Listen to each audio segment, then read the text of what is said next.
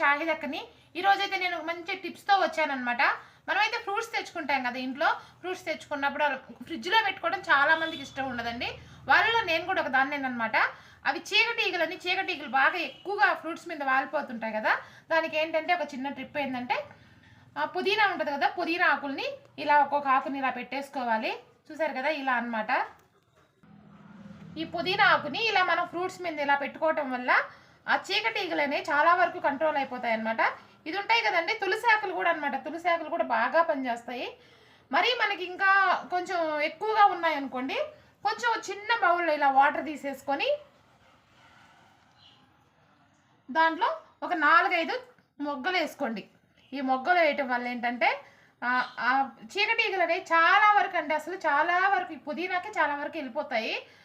అలాగే మన తులసాకులు కూడా ఉంటే మీరు తులసాకులు వేసుకోండి. ఏ ఉంటాయి అనమాట. పుదీనా ఉంటే పుదీనా, లేదంటే తులసాకులు. మీకు